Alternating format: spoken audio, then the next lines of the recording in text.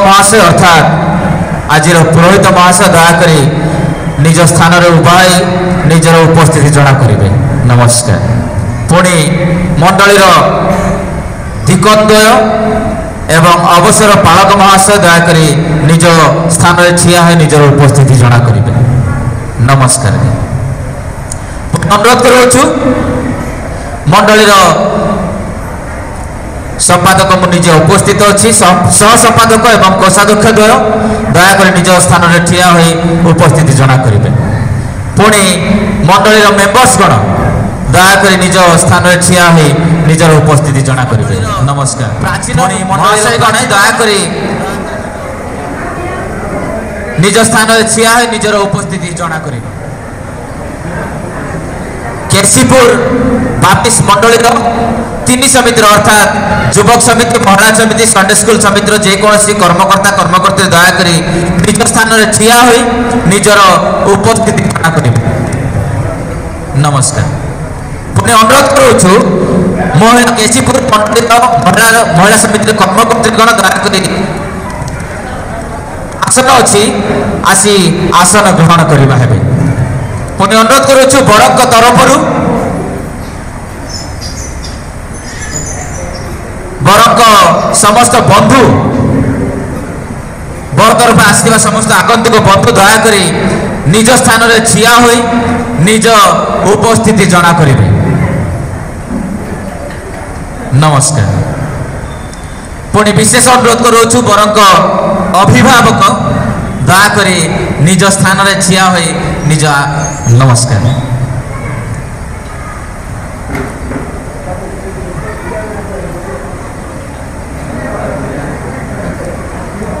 पुणी वर्तमान मुख्य आकर्षण अर्थात बर निज स्थान ठिया हो निज उपस्थिति जना करेंगे। नमस्कार। पुणी अनुरोध करुछु मेंबर महाशयगण आमर बर को आनी आसन ग्रहण जिते बेले बर आसन ग्रहण करने आसुंच दयाक समस्ते आम करताली सह स्वागत करें।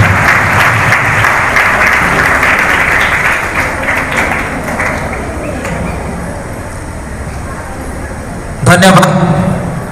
आह्वान करू उपस्थित थिबा प्रभुकर दास दासी उपस्थित मोर बापा माँ भाई भौणी प्रत्येक को मोर भक्तिपूर्ण नमस्कार जनाए। नमस्कार। आसंता में इस समय वाग्दान कार्य आरंभ परमेश्वर तेरा धन्यवाद हो पिता परमेश्वर तेरा धन्यवाद हो कि पिता परमेश्वर की तूने आज का दिन जो हमारे बीच में रखा है पिता परमेश्वर तूने पवित्र मान के रखा है पिता परमेश्वर तेरा धन्यवाद होने पर वन पिता परमेश्वर प्रार्थना विनती करते हैं पिता परमेश्वर इस विवाह के कार्यक्रम को पिता परमेश्वर तेरे हाथों में हम सौंपते हैं पिता परमेश्वर। शुरुआत से लेके अंत तक तेरे हाथों में सौंपते हैं पिता परमेश्वर। तेरे नाम से पिता परमेश्वर पवित्र मान के पिता परमेश्वर कोई भी पिता परमेश्वर परेशानी न होने पाए वन पिता परमेश्वर हर एक कार्य में तेरे सारे हाथ में तेरे हाथों में सौंपते हैं पिता परमेश्वर। प्रार्थना करते हैं खास करके पिता परमेश्वर यहाँ पे जितने लोग आए हैं उनके फैमिली से पिता परमेश्वर वर वधु के फैमिली से पिता परमेश्वर उन सभी को तू आशीष बरकत देना तेरे हाथों में सौंपते पूरे कार्यों को तेरे हाथों में सौंपते और स्पेशली पिता परमेश्वर वर और वधु को तेरे हाथों में सौंपते पिता परमेश्वर। मैं अपने आप को अपने परिवार को और अपने पिता परमेश्वर छलीगुड़ के पिता परमेश्वर पूरी मंडली को तेरे हाथों में सौंपती हूँ पिता परमेश्वर।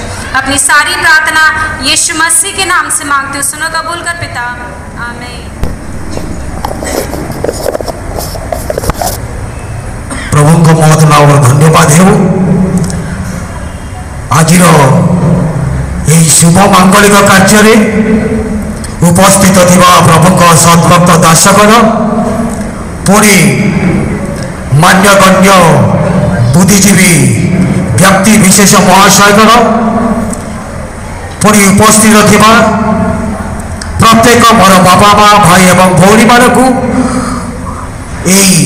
शुभ कार्य नमस्कार ज्ञापन करुच्छी। नमस्कार। वर्तमान मोर झी स्वागतिका वर्धन पुणी केसीपुर ग्रामर सभ्य बा केसीपुर मंडल सभ्य श्री शुभलोक माणी ज्येष्ठ पुत्र आयुष्मान ନିଶାଦ ପାଣିଙ୍କ ସହିତ ବାଗ୍ଦାନ କାର୍ଯ୍ୟକ୍ରମ କରିବା ପାଇଁ ମଣ୍ଡଳୀକୁ ଆହ୍ୱାନ କରିଅଛୁ। ଏତିକି ମାତ୍ର। ଧନ୍ୟବାଦ। ଧନ୍ୟବାଦ। ଏ ସମୟରେ ପୁଅଙ୍କ ଅଭିଭାବକ ବା ପିତା ଯଦି ଅଛନ୍ତି ଦୟାକରି ଆସନ୍ତୁ। କନ୍ୟାଙ୍କ ପିତା ଯାହା ପ୍ରକାଶ କଲେ ତାର ସତ୍ୟାସତ୍ୟ ଦୟାକରି ପ୍ରକାଶ କରନ୍ତୁ। ଆଜିର ଶୁଭ କାର୍ଯ୍ୟରେ ଉପସ୍ଥିତ ହୋଇଥିବା ମଣ୍ଡଳୀର ସମ୍ମାନୀୟ ପାଳକ, ସମ୍ମାନୀୟ ଡିକନ୍ ଦ୍ୱୟ, ସମ୍ପାଦକ ଦ୍ୱୟ, କୋଷାଧ୍ୟକ୍ଷ ଦ୍ୱୟ, ସମସ୍ତ ମୁଖ୍ୟ କର୍ମକର୍ତ୍ତାଗଣ, ଆଗନ୍ତୁକ ଅନ୍ୟାନ୍ୟ ମଣ୍ଡଳୀର ଆଗନ୍ତୁକ ବନ୍ଧୁମାନେ, ଉପସ୍ଥିତ ପ୍ରତ୍ୟେକଙ୍କୁ ମୋର ଆନ୍ତରିକ ନମସ୍କାର। ଆପଣଙ୍କର ମଣ୍ଡଳୀର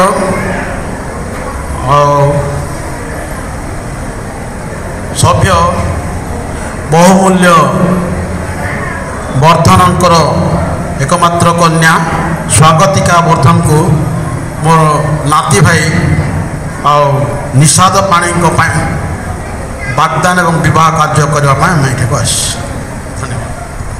ଧନ୍ୟବାଦ। ଏ ସମୟରେ ମୁଁ ଅନୁରୋଧ କରିବି ଭାଇ ନିଶାଦ ନିଜ ଜାଗାରୁ ଉଭା ହେବେ। ଝିଅକୁ ଦେଖିଛନ୍ତି, ଆଜିର ବାଗ୍ଦାନ ପୁଣି ବିବାହ କାର୍ଯ୍ୟ କରିବା ପାଇଁ ଆପଣଙ୍କର ଇଚ୍ଛା ଅଛି। ବହୁତ ଧନ୍ୟବାଦ। ଦୟାକରି ବସନ୍ତୁ। ମୁଁ ଅନୁରୋଧ କରିବି ଆମମାନଙ୍କର ପାଣି ଡିକନ୍ ମା ଅଛନ୍ତି, ଝିଅଙ୍କର ମତାମତ ନେବେ, ପ୍ରକାଶ କରିବେ।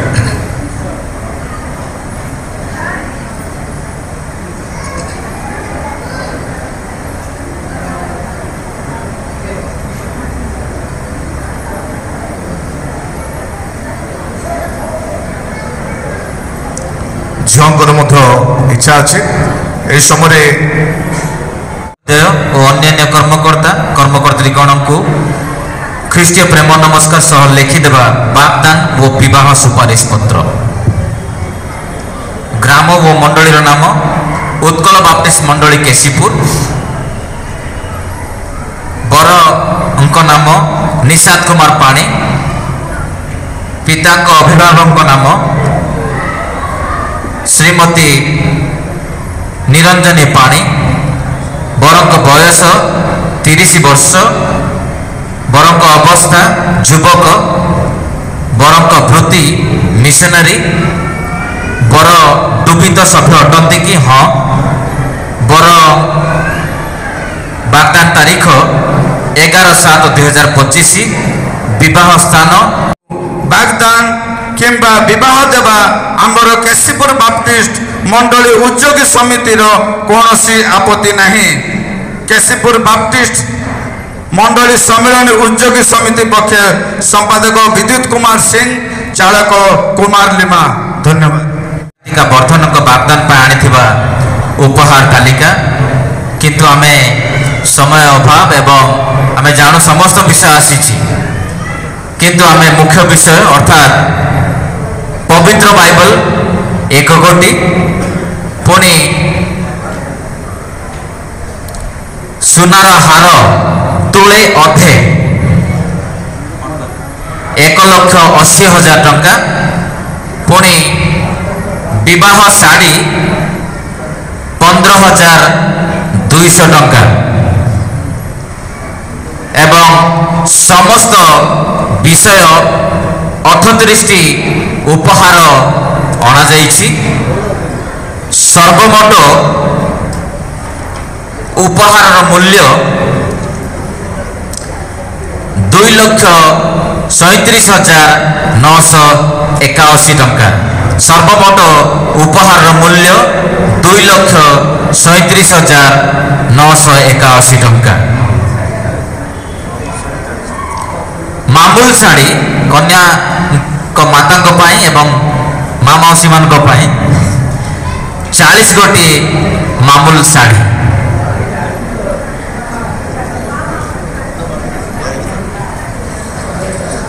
ଧନ୍ୟବାଦ।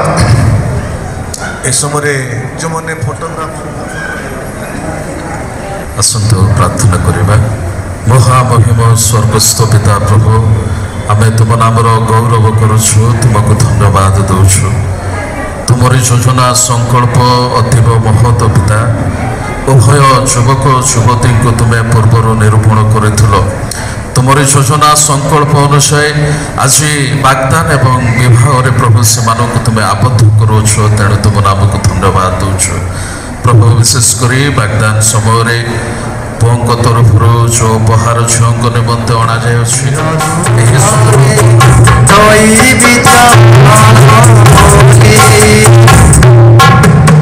ତୁମେ କହିଥିଲ ଆଘାତ କରିଥିବାରେ ଦୁଆର ଫିକା ଆସେ ବସା ପାରେ। ତୁମେ କହିଥିଲ ଆଘାତ କରିଥିବାରେ ଦୁଆର ଫିକା ଆସେ বসা পারে। সেই আশামর আশারে রহিলা, সেই আশামর আশারে রহিলা, বিনাশারে ঘুরি মরি আখির লুহরে দইবি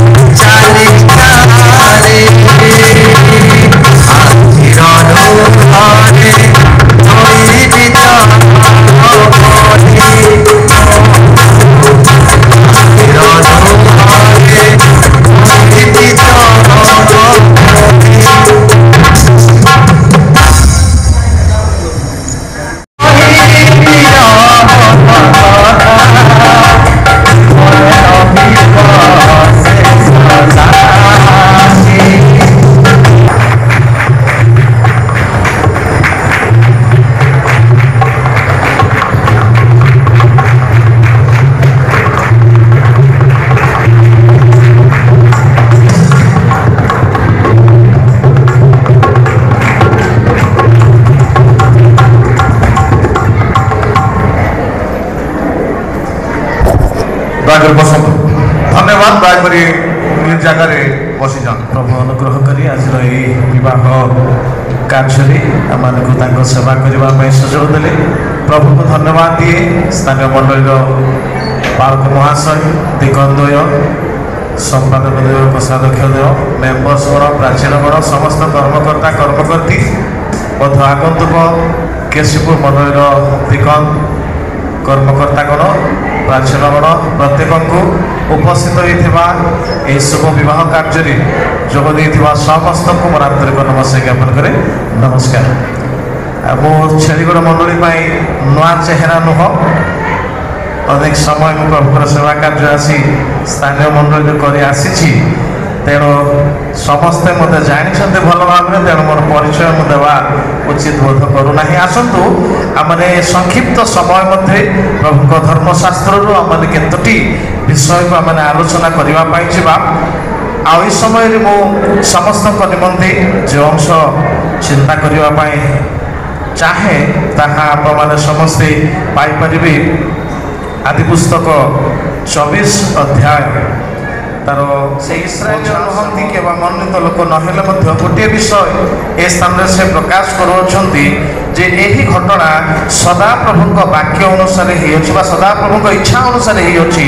ତେଣୁ ଭଲ ମନ୍ଦ ଉଭୟ ପଦ କହିବା ତାଙ୍କ ପ୍ରତି ବିଧିସଙ୍ଗତ ନୁହଁ, ଏହି ଶବ୍ଦ ସେ ସ୍ଥାନରେ ପ୍ରକାଶ କରିଅଛନ୍ତି।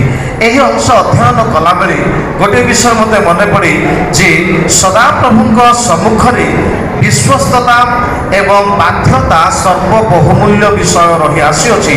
କାରଣ ଜଣେ ଯଦି ବିଶ୍ୱସ୍ତତା ଭାବରେ ବାଧ୍ୟତା ଭାବରେ ଜୀବନଯାପନ କରେ ତା ନିମନ୍ତେ କୌଣସି ବଳି ନୈବେଦ୍ୟର ଆବଶ୍ୟକ ହିଁ ନାହିଁ। ସେଥିପାଇଁ ପ୍ରଥମ ସାମୁଏଲ ତାର 15 ଅଧ୍ୟାୟର 22 ଏବଂ 23 ପଦରେ ଉଲ୍ଲେଖ କରାଯାଏ। ତହିଁରେ ସାମୁଏଲ କହିଲେ, ଯେପରି ସଦାପ୍ରଭୁଙ୍କ ରବ ଶୁଣିବାରେ ସେପରିକି ହୋମ ଓ ବଳିଦାନରେ ସଦାପ୍ରଭୁଙ୍କର ସନ୍ତୋଷ ହୁଏ। ଦେଖ, ଶୁଣିବା ବଳିଦାନ ଠାରୁ ଓ ମନୋଯୋଗୀ ହେବା ମେଷମେଦ ଠାରୁ ଉତ୍ତମ, ଯେହେତୁ ବିଦ୍ରୋହ ମନ୍ତ୍ରପାଠ ପାପ ତୁଲ୍ୟ ଓ ଅବାଧ୍ୟତା ଅବସ୍ତୁର ଓ ଠାକୁରମାନଙ୍କର ପୂଜା ତୁଲ୍ୟ।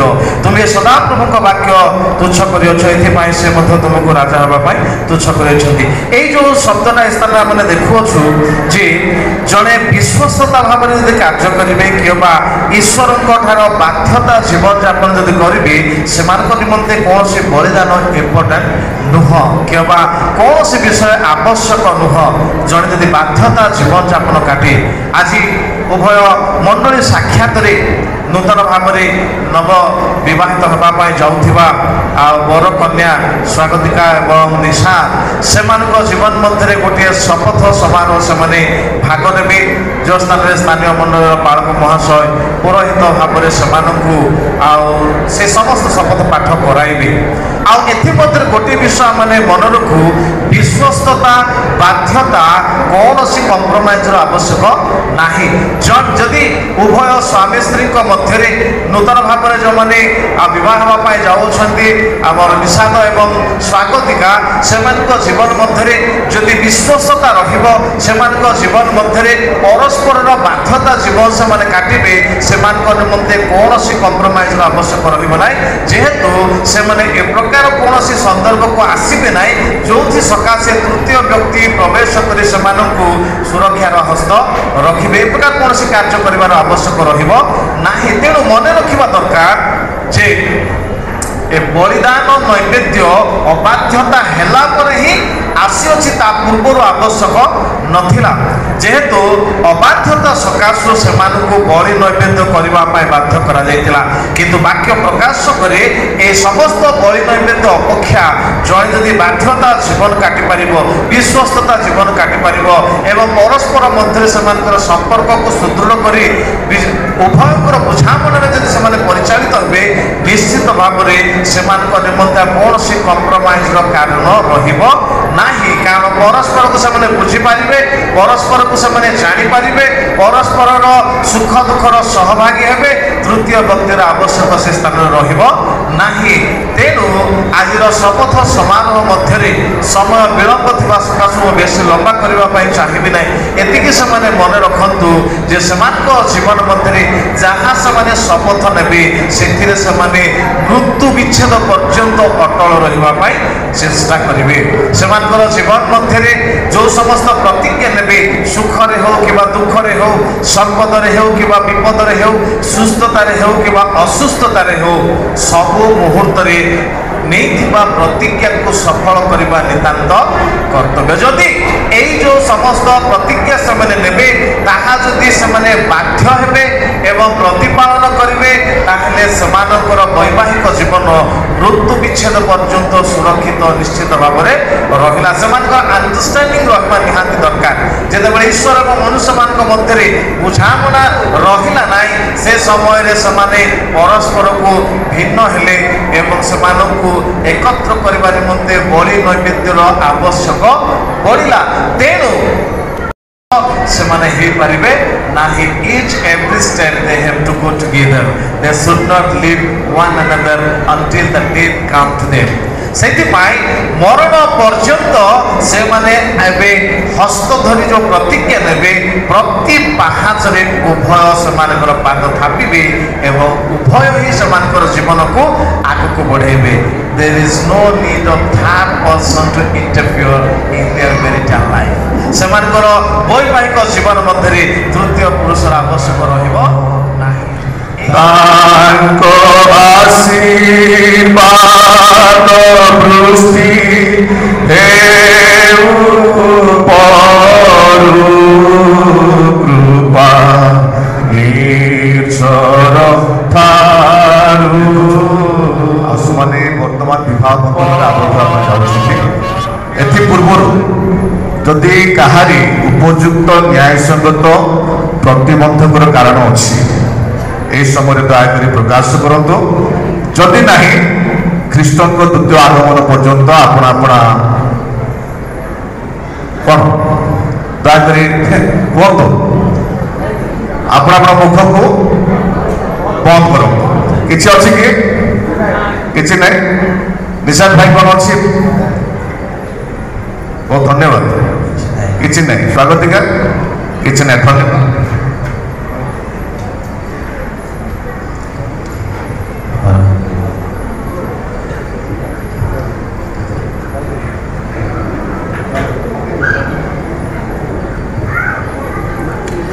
ମୁଁ ନିଶାଦ କୁମାର ପାଣି ପ୍ରତିଜ୍ଞା କରୁଛି ଯେ ଶ୍ରୀମତୀ ସ୍ୱାଗତିକା ବର୍ଦ୍ଧନଙ୍କ ସହିତ ପରିଣୟ ସୂତ୍ରରେ ଆବଦ୍ଧ ହେବା ବିଷୟରେ ମୁଁ କୌଣସି ପ୍ରତିବନ୍ଧକର କାରଣ ଜାଣେ ନାହିଁ। ସ୍ୱାଗତିକା ତମେ କହିବ। ମୁଁ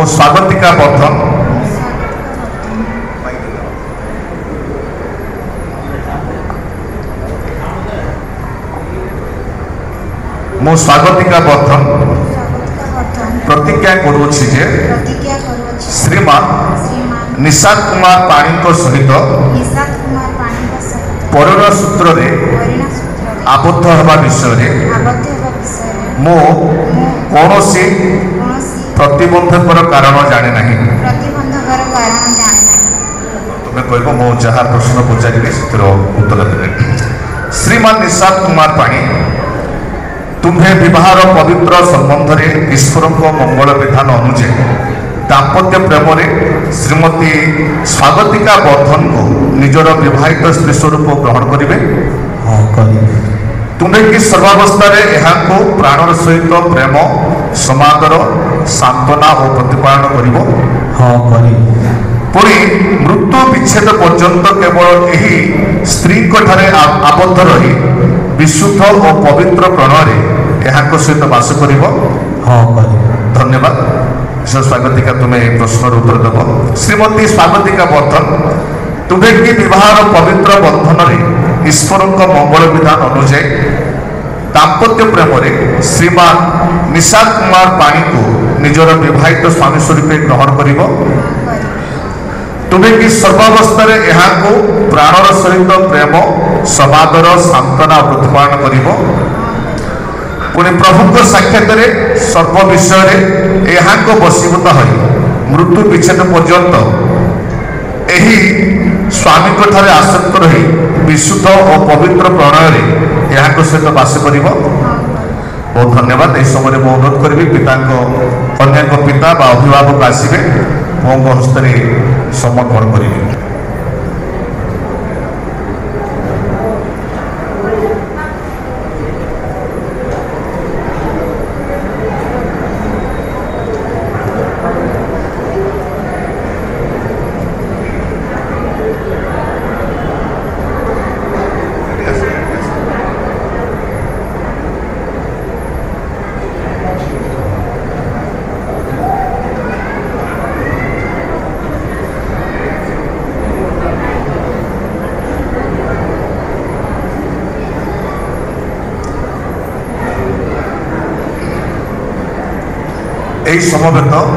समवेत मंडल साक्षात मो निशाद कुमार पाणी सर्वशक्तिमान सर्वदर्शी ईश्वर सम्मुखें ओ आम मान प्रभु जीशु ख्रीष्ट नाम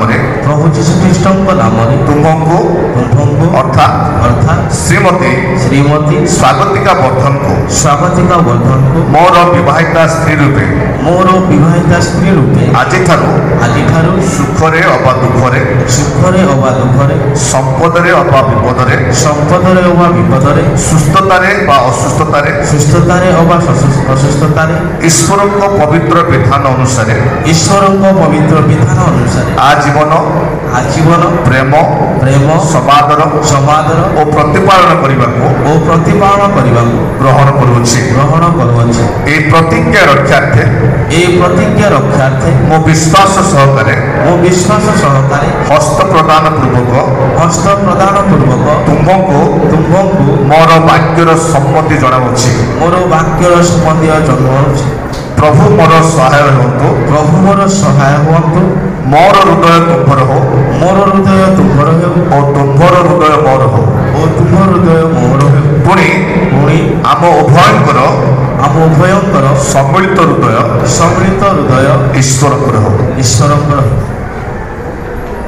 ଝିଅ ତୁମେ କହିବ ଏହି ସମବେତ ଏହି ସମବେତ ମଣ୍ଡଳୀ ସାକ୍ଷାତରେ ମଣ୍ଡଳୀ ସାକ୍ଷାତରେ ମୋ ସ୍ୱାଗତିକା ବର୍ଦ୍ଧନ ସ୍ୱାଗତିକା ବର୍ଦ୍ଧନ ସର୍ବଶକ୍ତିମାନ ସର୍ବଶକ୍ତି ସର୍ବଦର୍ଶୀ ସର୍ବଦର୍ଶୀ ଈଶ୍ୱରଙ୍କ ସମ୍ମୁଖରେ ଈଶ୍ୱରଙ୍କ ଓ ସମ୍ମୁଖରେ ଆମ୍ଭମାନଙ୍କ ପ୍ରଭୁ ଯୀଶୁଖ୍ରୀଷ୍ଟଙ୍କ ମଧୁମୟ ନାମରେ ମୁଁ ଆମମାନଙ୍କ ପ୍ରଭୁ ଯୀଶୁଖ୍ରୀଷ୍ଟଙ୍କ ମଧୁମୟ ନାମରେ ତୁମକୁ ତୁମକୁ ଅର୍ଥାତ୍ ଅର୍ଥାତ୍ ଶ୍ରୀମାନ ଶ୍ରୀମାନ ନିଶାନ୍ତ କୁମାର ପାଣିଙ୍କୁ ନିଶାନ୍ତ କୁମାର ପ୍ରାଣୀଙ୍କୁ ମୋର ବିବାହିତା ସ୍ୱାମୀ ସ୍ୱରୂପେ ମୋର ବିବାହିତା ସ୍ୱାମୀ ସ୍ୱରୂପେ ଆଜିଠାରୁ ଆଜିଠାରୁ ସୁଖରେ ସୁଖରେ ବା ଦୁଃଖରେ ବା ଦୁଃଖରେ ସମ୍ପଦରେ ବା ବିପଦରେ ସମ୍ପଦରେ ବା ବିପଦରେ ସୁସ୍ଥତାରେ ବା ଅସୁସ୍ଥତାରେ ସୁସ୍ଥତାରେ ବା ଅସୁସ୍ଥତାରେ ଈଶ୍ୱରଙ୍କ ପବିତ୍ର ବିଧାନ ଅନୁସାରେ ଈଶ୍ୱରଙ୍କ ପବିତ୍ର ବିଧାନ ଅନୁସାରେ ଆଜୀବନ ଆଜୀବନ ପ୍ରେମ ପ୍ରେମ ସମାଦର ସମାଦର ଓ ପ୍ରତିପାଳନ କରିବାକୁ ଓ ପ୍ରତିପାଳନ କରିବାକୁ ଗ୍ରହଣ କରୁଅଛି। ଗ୍ରହଣ କରୁଅଛି। ଏହି ପ୍ରତିଜ୍ଞା ରକ୍ଷାର୍ଥେ ଏହି ପ୍ରତିଜ୍ଞା ରକ୍ଷାର୍ଥେ ମୋ ବିଶ୍ୱାସ ସହକାରେ ମୁଁ ବିଶ୍ୱାସ ସହକାରେ ହସ୍ତ ପ୍ରଦାନ ପୂର୍ବକ ହସ୍ତ ପ୍ରଦାନ ପୂର୍ବକ ତୁମ୍ଭକୁ ତୁମ୍ଭକୁ ମୋର ବାକ୍ୟର ସମ୍ମତି ଦାନ କରୁଅଛି। ମୋର ବାକ୍ୟର ସମ୍ମତି ଦାନ କରୁଅଛି।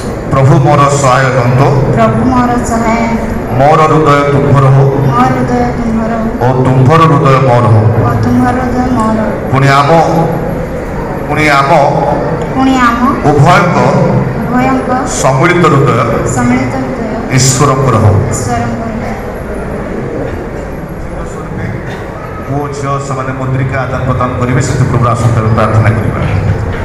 ମଙ୍ଗଳମୟ ସ୍ୱର୍ଗସ୍ଥ ପିତା ଧନ୍ୟବାଦ ଦେଉଛୁ ଆଜିର ଏହି ପବିତ୍ର ଦିନରେ ପୁଅ ଝିଅଙ୍କୁ ତୁମେ ବିବାହ ବନ୍ଧନରେ ଆବଦ୍ଧ କରିବା ପାଇଁ ସେମାନଙ୍କୁ ତୁମେ ଏକତ୍ର କରିଛ। ଆଉ ଏହି ବିବାହର ଚିହ୍ନ ସ୍ୱରୂପେ ସେମାନେ ମୁଦ୍ରିକା ଆଦାନ ପ୍ରଦାନ କରିବା ପାଇଁ ଯାଉଛନ୍ତି। ଏଥିରେ ତୁମର ଆଶୀର୍ବାଦର ହସ୍ତ ତୁମେ ରଖ ପ୍ରଭୁ। ତୁମେ ଆମମାନଙ୍କୁ ଆପଣାର ପ୍ରେମର ଚିହ୍ନ ସ୍ୱରୂପେ ଆମମାନଙ୍କ ନିମନ୍ତେ ଆପଣାର ପ୍ରାଣ ତୁମେ ଦେଇଛ। ଆମେ ଏହା ପ୍ରତ୍ୟେକ ବିଶେଷ କରି ପୁଅ ଝିଅ ଯେପରି ତାକୁ ଜାଣିବେ ବୁଝିବେ ପୁଣି ତଦନୁସାରେ ପ୍ରଭୁ ସେମାନଙ୍କର ଜୀବନକୁ ତୁମଠାରେ ସମର୍ପଣ କରିବେ ସେଥିପାଇଁ ତୁମେ ଅନୁଗ୍ରହ କର। ଧନ୍ୟବାଦ ଦେଉଛୁ ପ୍ରାର୍ଥନା ଶୁଣିଲ ଯୀଶୁଙ୍କ ନାମରେ ପ୍ରାର୍ଥନା କରୁଛି ଆମେ। ମୁଁ ତୁମକୁ ମୋର ସ୍ତ୍ରୀ ସ୍ୱରୂପେ ଗ୍ରହଣ କରିଥିବାରୁ ଏହାର ନିଦର୍ଶନ ଓ ସ୍ମୃତି ସ୍ୱରୂପେ ଏହି ମୁଦ୍ରିକା ପ୍ରଦାନ କରୁଅଛି।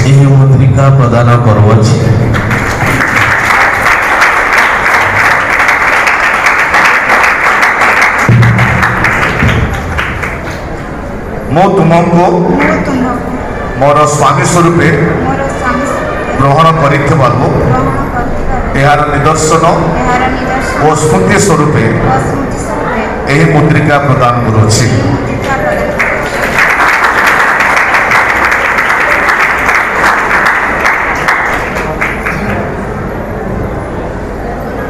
ଈଶ୍ୱର ଯେଉଁମାନଙ୍କୁ ସଂଯୁକ୍ତ କରିଅଛନ୍ତି ମନୁଷ୍ୟ ସେମାନଙ୍କୁ ଭିନ୍ନ ନ କରୁ।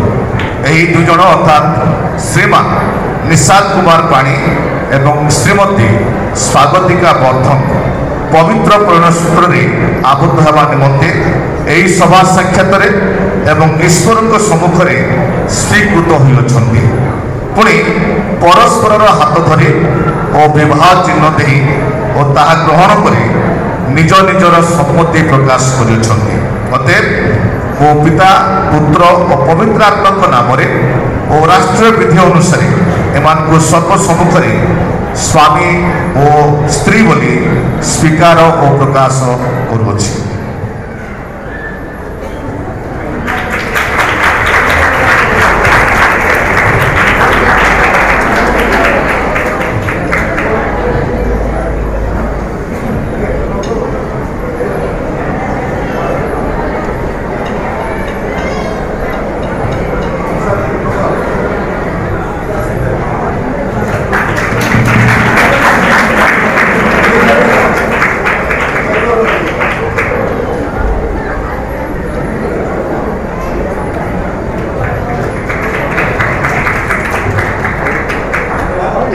ଦୟାକରି ଆଣ୍ଠୁ ପକାନ୍ତୁ ଆମେ ପ୍ରାର୍ଥନା କରିବା ମନୋଡିୟ ପୁଅ ଓ ଏବଂ ପ୍ରିୟ ଝିଅ ବିବାହ ବନ୍ଧରେ ଆବଦ୍ଧ ହେଉଛନ୍ତି ତୁମେ ସେମାନଙ୍କୁ ପ୍ରଚୁର ମାତ୍ରା ଆଶୀର୍ବାଦ କର ଶାରୀରିକ ଭାବରେ ଆତ୍ମିକ ଭାବରେ ପ୍ରଚୁର ମାତ୍ରା ଆଶୀର୍ବାଦ କର ସେମାନଙ୍କ କୋଳରେ ପ୍ରଭୁ ସନ୍ତାନ ଦିଅ ଏବଂ ସେମାନେ ଯେପରି ଯାବଜୀବନ ଭକ୍ତି କରି ତୁମ ନିମନ୍ତେ ବଞ୍ଚି ପଡ଼ିବେ ନିମନ୍ତେ ଅନୁଗ୍ରହ କର ଏମାନଙ୍କ ଦାମ୍ପତ୍ୟ ଜୀବନ ସୁଖମୟ କର ଗୌରବ ପ୍ରଶଂସା ମିଳିବ ଯୀଶୁ ନାମରେ ପ୍ରାର୍ଥନା କରୁଛୁ ଆମେନ୍।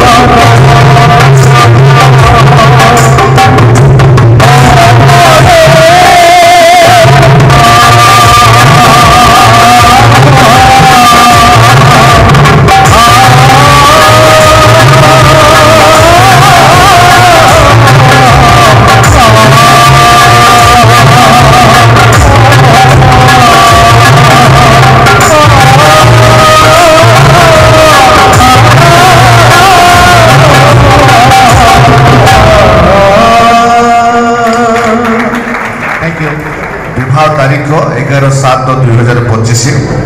बरंक नाम निषाद कुमार पाणी, अवस्था युवक, पेशा प्रभु सेवा कार्य अर्थात मिशनरी सेवा कार्य करते।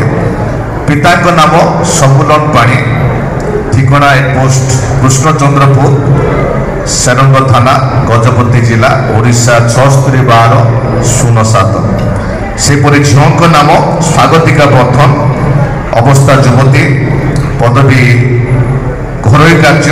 पिता नाम बहुमूल्य वर्धन, ठिकाना पोस्ट चारिगड़, भाया आरतीगिरी, डिस्ट्रिक्ट गजपति, ओडिशा 631016। एथरे उभय बरंक पुणी कन्या स्वाक्षर नि पुणी विवाह समय साक्षी अच्छा आम स्थानीय मंडल संपादक जन्मजय पाल, पुणी केसीपुर मंडल कोषाध्यक्ष सह कोषाध्यक्ष उजय जेना। यही प्रकार भाव में झील को विवाह प्रमाण पत्र दि जाऊँगी।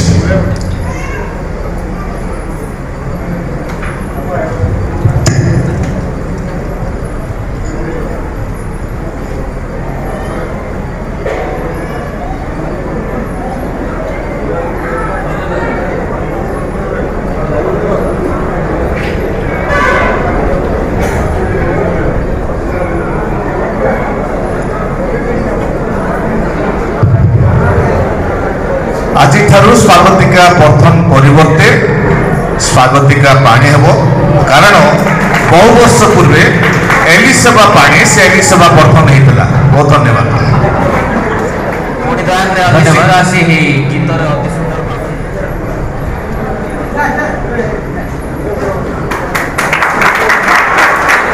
पुणी कन्या सान भाई बरम को सुना चेन उपहार प्रदान करेंगे। दयाकोरी अति शीघ्र आसवे।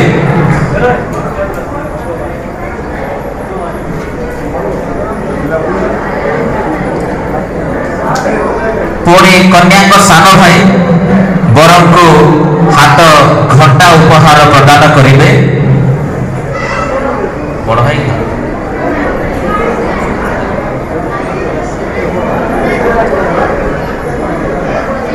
पुणी कन्या सासू माँ सासू बर को सुना मुदी उपहार प्रदान करेंगे।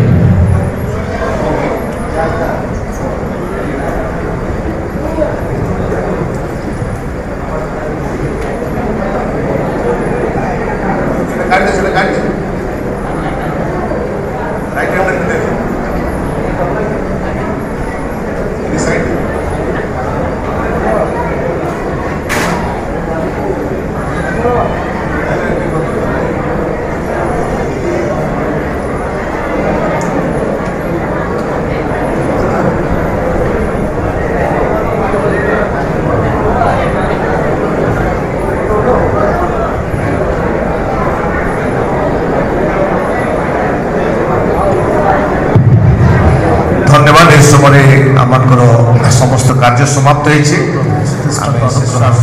पवित्र आत्मा को शांति शक्ति सहभागिता आम समस्त प्रति ख्रीष्टाश्रित समस्त विश्वासी विश्वासी मान प्रति नवदंपति प्रति उभय मंडल उभय ग्राम उभय परिवार प्रति सदा सर्वदा संगे संगे आमेन।